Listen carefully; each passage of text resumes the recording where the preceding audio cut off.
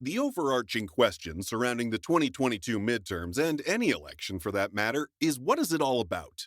Midterms have a long-standing history of acting like referendums on sitting presidents, as the electorate, more specifically independent voters, often swing in the opposite direction because of their mostly unfavorable views of a president.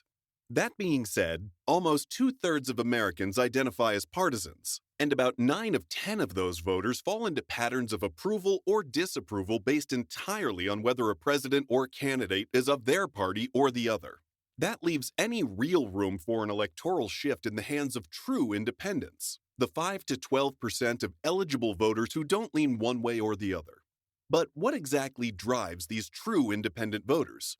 For decades, Americans were known to prioritize the performance of the economy first and foremost. However, under both the Obama and Trump presidencies, the country's politics has increasingly become driven by identity and cultural wars, producing and aggravating extreme partisanship.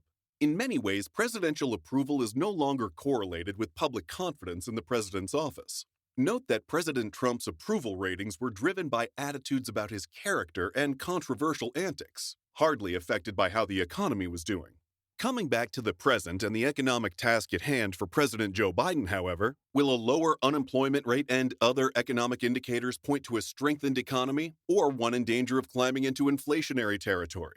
And if the economy isn't doing well, will voters blame President Biden and his party, or will they instead fall back into the war of identity and culture? The 2020 general election was essentially a referendum on Trump as a person and as a president.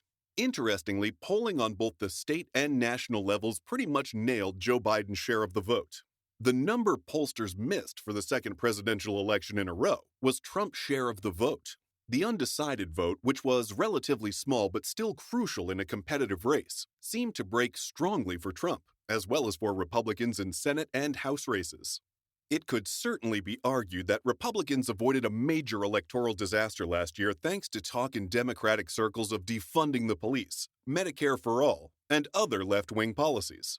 Meanwhile, the GOP was all too happy to remind voters of their rivals of those progressive ideas, warning them about awarding political power to Bernie Sanders and Alexandria Ocasio-Cortez. To the extent that some Republicans are not trying to overturn the 2020 presidential election and reinstall Trump as president, it is practically guaranteed to continue pushing that narrative. The problem for Republicans, however, is that they may inadvertently help Democrats energize their base by letting Trump take control of the midterms from both a media and campaign finance perspective.